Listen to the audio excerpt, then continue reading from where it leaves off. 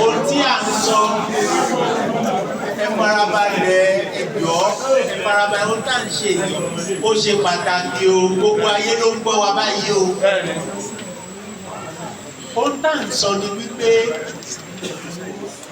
ìdílé Lágùà ìdílé olókìkí ìdílé tó fẹ́ràn kí wọ́n ó wà ní àlàáfíà pẹ̀lú gbogbo ènìyàn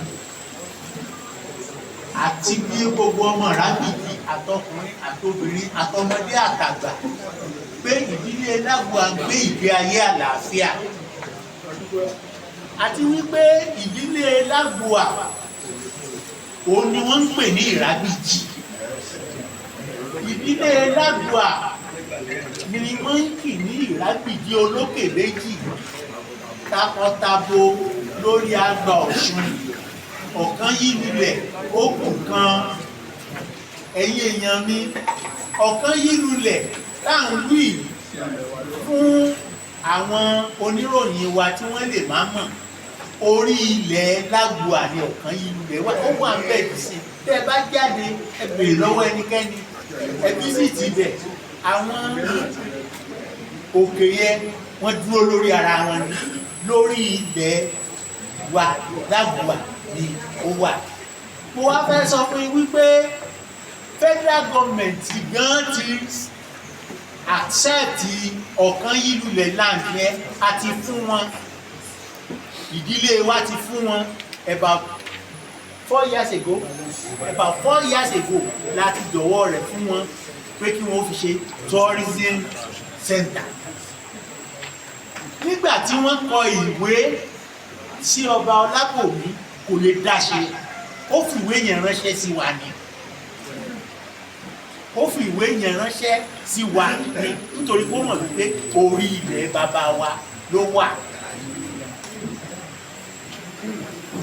Ẹnìkejì ní my learned senior òun ló reply federal government wípé lẹ́yìn ìgbà tó yí àti sọ níbí báyìí pé fámìlì wa jọ̀wọ́ rẹ̀ fún wọn kẹ́lì bá mọ̀ wípé ìdílé Lágùà ni ń pè ní Iragbiji.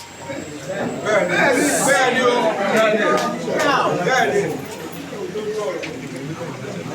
1951 títí dé 1956 gbogbo chieftaincy declaration tí wọ́n ṣe orúkọ ìdílé Lágùà ní number 2 lórí declaration number 2. Ṣùgbọ́n nígbà tí wọ́n ti òṣèlú bọ̀ tá a mọ̀ nígbà yẹn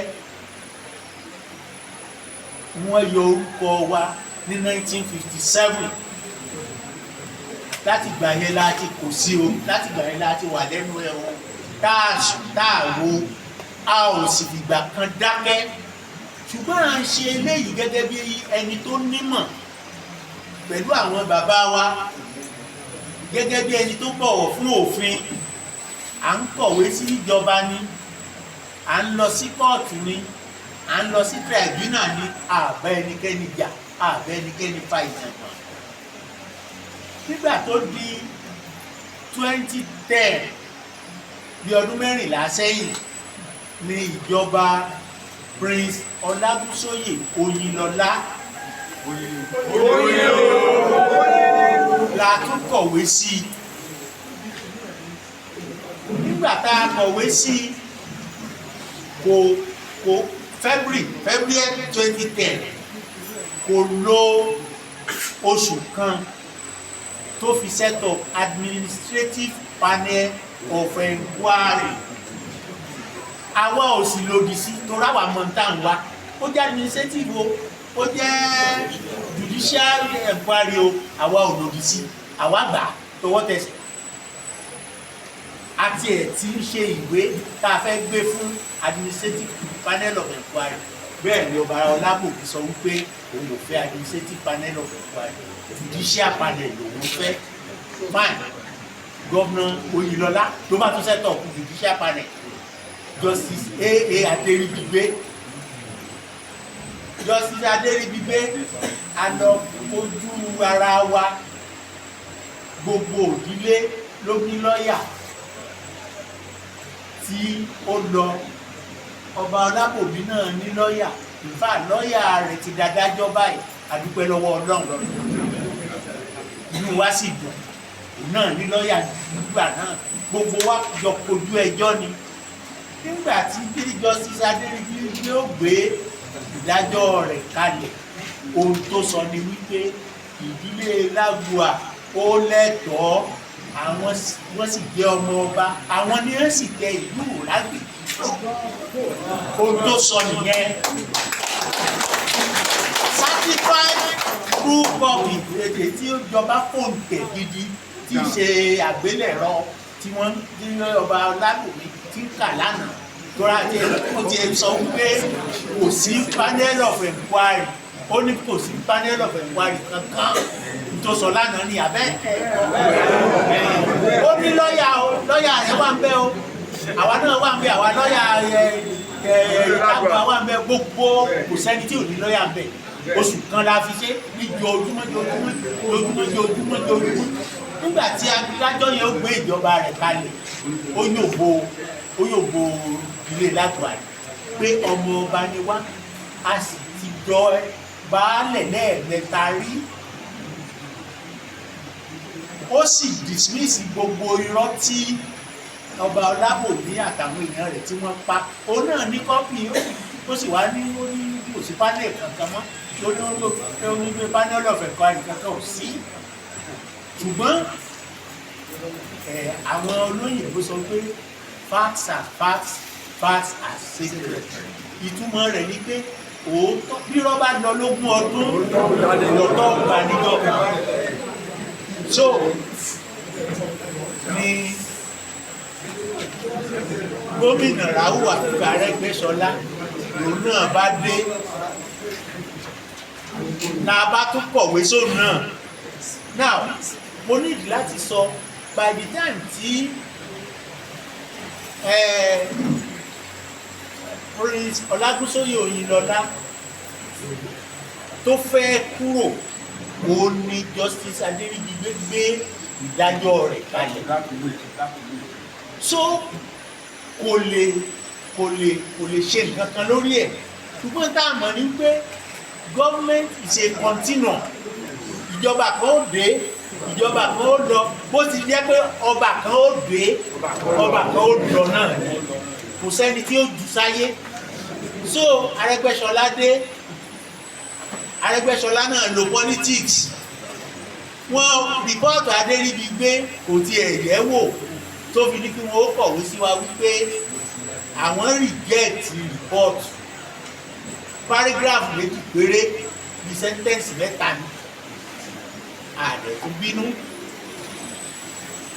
pé òtítọ́ bá irọ́ ní ìjọ kan, irọ́ bá lọ lógún ọdún, òtítọ́ wá bá lónìí o. Bàbá kí ìjọba ìjọba Jackson Nurudeen Adeleke aṣíwájú sẹ́nétọ̀ bó ṣe tún dé àjò rẹ̀ wá, bẹ́ẹ̀ la tún kí lọ́ọ̀yà wa Adébájẹ́miróyè Esquire kó tún kọ ìwé sí ìjọba, bẹ́ẹ̀ ni àfúnjọba níwò. A béèrè lọ́wọ́ ẹ bá wa yẹ kí ní ìwò lórí òótọ́ la wa, lórí òdodo la wa, ṣùgbọ́n wọ́n ní àwọn gbọdọ̀ wádìí ohun gbogbo dájú, káwọn di èyí tó di òótọ́ gbogbo. Ṣé mọ̀ pé táwọn ìwé mímọ́ sọ nìyẹn, àti Quran àti Bíbélì, wádìí ohun gbogbo dájú. Wọ́n ní ìjọba Adeleke wọ́n láwọn wá ìdílé ohun gbogbo, wọ́n wá wádìí ohun gbogbo, ó wá dá wọn lójú. Wọ́n rí gbogbo rìpọ́ọ̀tù, gbogbo lẹ́tà láti 1951, gbogbo pánẹ́ẹ̀lì láti ìgbà yẹn, gbogbo èèyàn yẹ̀wò fínífíní. Ẹ má gbàgbé pé ìjọba wọn ní department àti ministry tó ń mójútó chieftaincy, Ministry of Chieftaincy Affairs wọ́n sì ní Attorney General and Commissioner for Justice tó jẹ́ pé iṣẹ́ rẹ̀ ni pé kó yẹ gbogbo òwe wò kó make recommendation. Ohun ni wọ́n gbé síwájú gómìnà o. Gbogbo àwọn èèyàn jàǹkànjàǹkàn tí wọ́n wà ní ìjọba ni wọ́n wà ní ìjókòó ní ọjọ́ Wednesday tó kọjá yìí tí wọ́n yẹ gbogbo òwe wò pátápátá. Kìí ṣèwé tiwa nìkan ni wọ́n yẹ̀ wò. Tẹ́ bá wo report tí wọ́n gbé jáde, àwọn ọba tí wọ́n ti tẹ̀rì táwọn ìjọba kan ti tẹ̀rì, àwọn baálẹ̀ tí wọ́n ti tẹ̀rì tí wọ́n rò pé wọn ò ní gbérí mọ́, gbogbo ẹ̀ ní ìjọba Adeleke gbé jáde. Tó kẹ́lẹ́ bá wọn pé kìí ṣe pé ó favour wa rárá. Òótọ́ àti òdodo lòun yẹ̀ wò pẹ̀lú àwọn èèyàn rẹ̀ tí wọ́n fi sọ pé ìdílé Lagua ọmọ ọba ni wọ́n, àwọn ni wọ́n sì bẹ̀rẹ̀.